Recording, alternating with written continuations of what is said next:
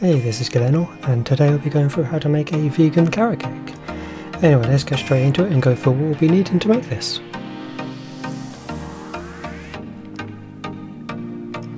So for the batter, we will need 250 grams of flour, 1 teaspoon of baking powder, 1 teaspoon of baking soda, half a teaspoon of salt, 2 teaspoons of cinnamon, 1 teaspoon of nutmeg, 300 grams of brown sugar, 250 grams of grated carrot, 2 flax eggs, 125 ml of vegetable oil,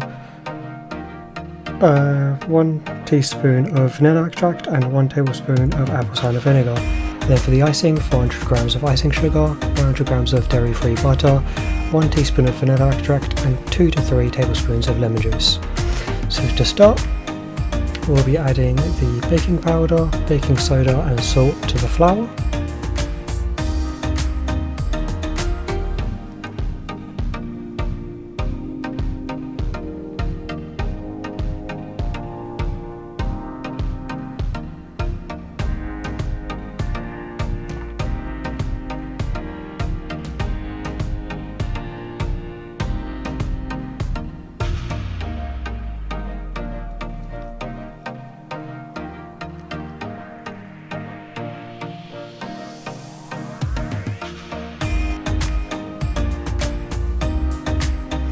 And then I'll be adding our spices, our cinnamon, nutmeg,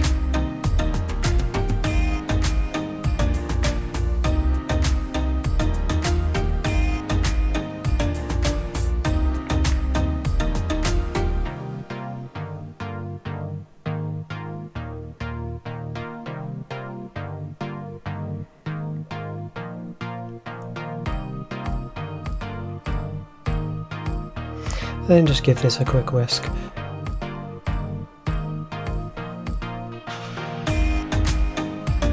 You can tell when this is mixed, as you'll see the colours have all blended.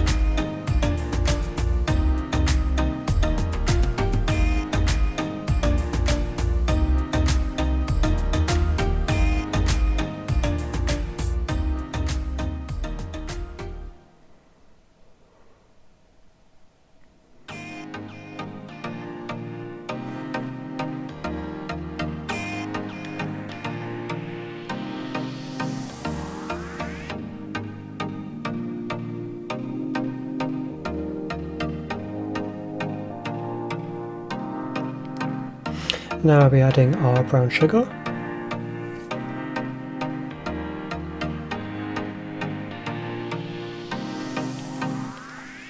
Now brown sugar does clump up, especially when added to the rest of these ingredients, so do make sure you're either whisking or using a fork and breaking up all the further clumps that will be made.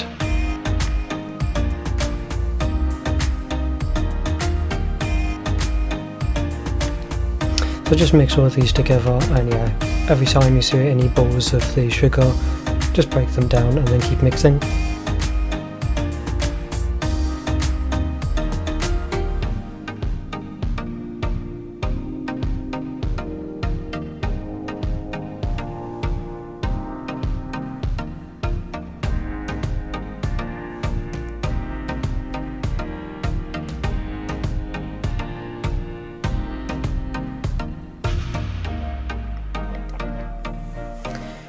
And now just get your grated carrot and add it straight in.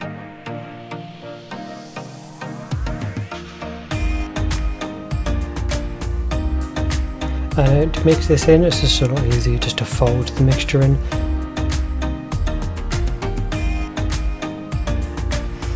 And this will be a much heavier consistency now, so yeah, just fold it straight through.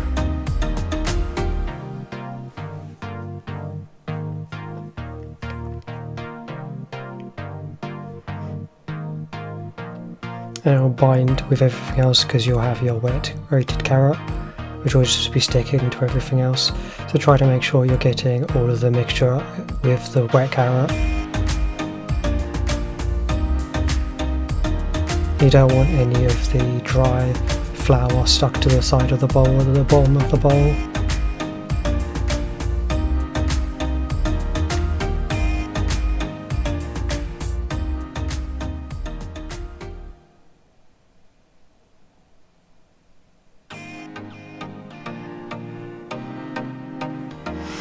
Now add your already made flax eggs, which is just 1 tablespoon of ground flax with 2 tablespoons of warm water, and then it's left to sit for a few minutes. But this is 2 flax eggs, so it'll be 2 tablespoons of ground flax with 4 tablespoons of warm water left on the side, and then just adding that straight into the mixture.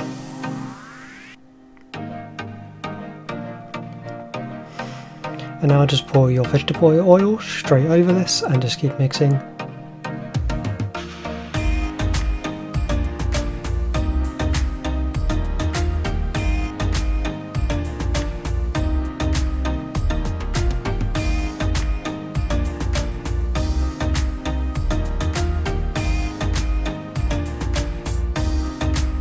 This will be a very wet mixture now, so yeah, just keep that beating and mixing away.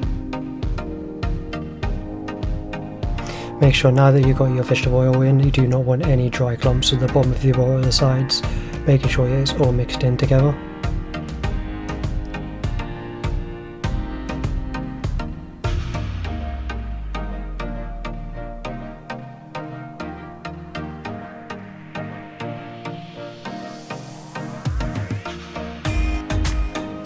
It should be very gloopy at this point. And then finally you'll be adding your vanilla extract and your apple cider vinegar into this.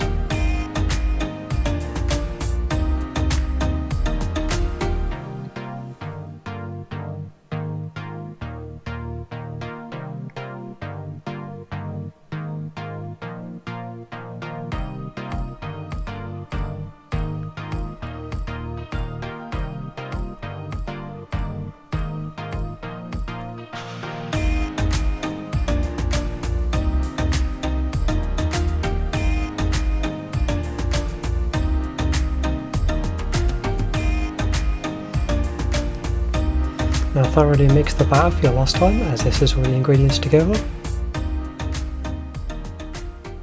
And because you do have the apple cider vinegar, you do want to be very thorough. Mix this quite thoroughly. Make sure you got none of the mixtures, none of the ingredients being off on their own, as some of them are very strong.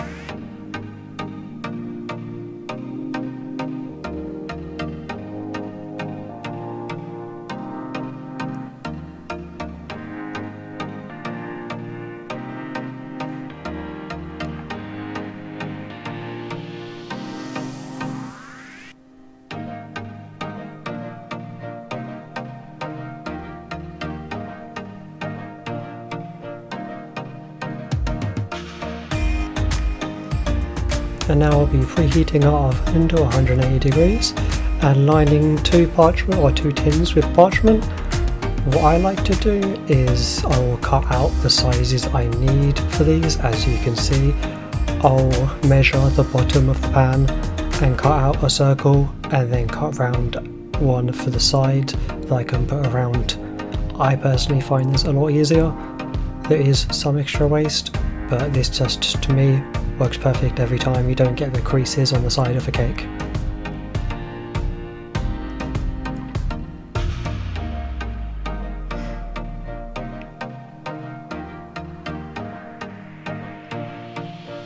It can be a bit fiddly, but then you can just tape it down until you've actually got your mixture in, and that'll push it against the sides, and then just take the tape off before, of course, you put it into the oven. So once you've got them lined, just evenly add the batter to each pan, making sure both are as close to the same amount as you can.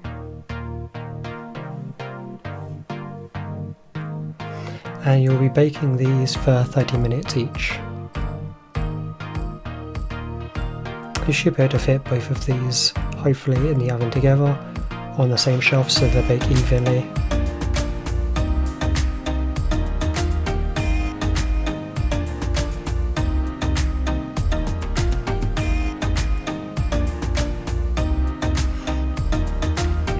And once they have been baked, you want to take them out and leave them on a wire rack.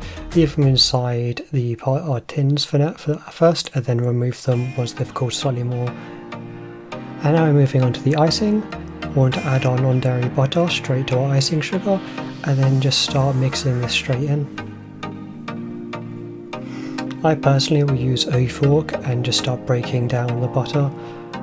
It is a lot easier when this is at room temperature, so you can really have it more malleable.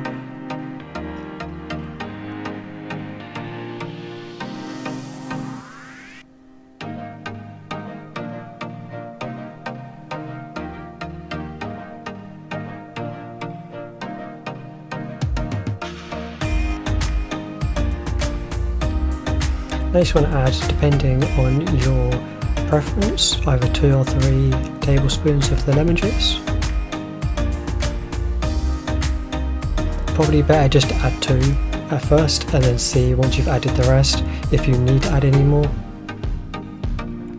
As if you add it all straight away you may not need it and you can have a runnier icing than you'd prefer.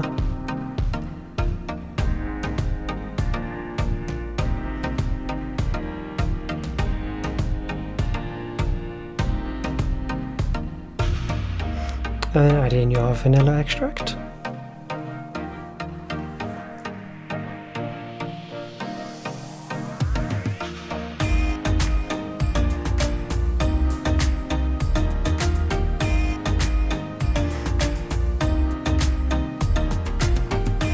And just slowly beat your icing into the consistency you like.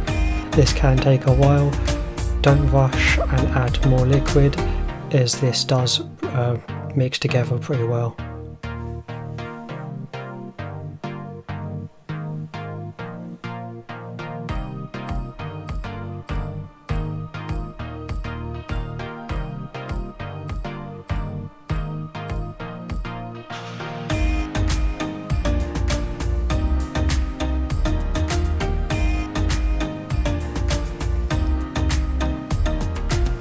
As you can see, it is already changing consistency pretty quickly. I will just, for most of this, just be using a fork and just going in against and swiping it.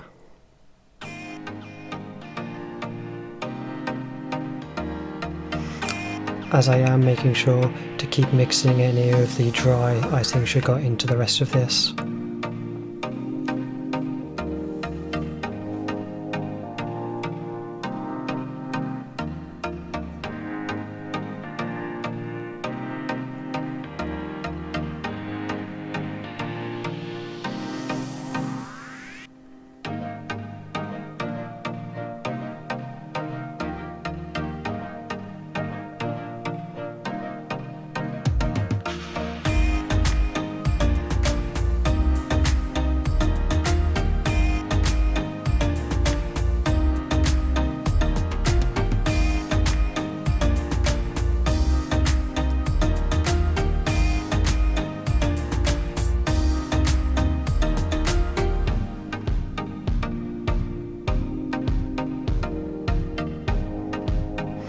As you can see, just making this icing is probably the longest part of making this whole cake, outside of actually baking the cake, as you do want to keep beating it until you do have a nice thick consistency with this. As if you do make this too thin, obviously when you put it in between your 2 cakes it will just pour out, so you want it to be thick enough that it will hold in between the 2 slices.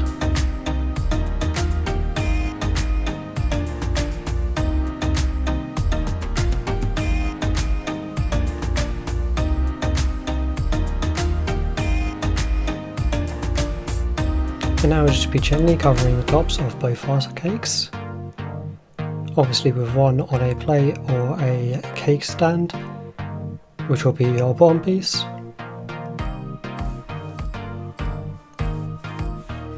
And I do find it a lot easier to cover the top piece while it's also off,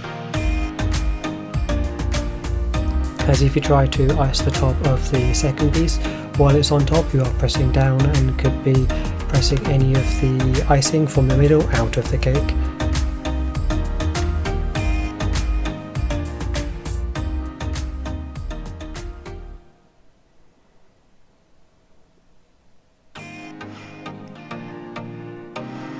Obviously you could push this all around the cake. I just personally prefer to have the icing just in the middle and the top.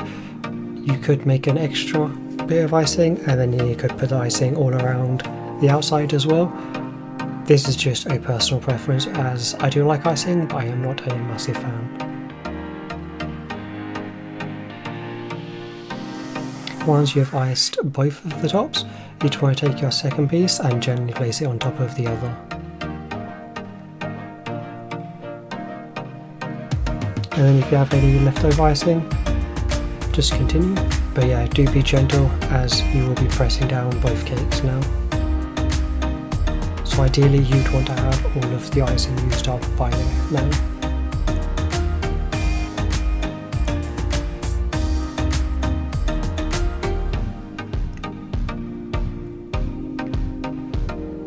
And then if you're impatient like me, as soon as you're finished you can slice and enjoy.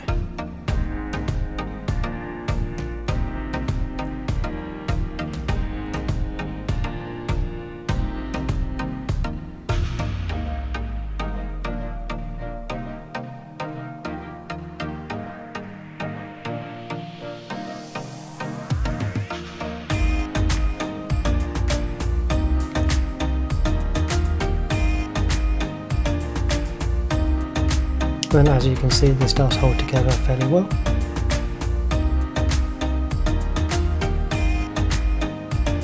Anyway, thank you for watching.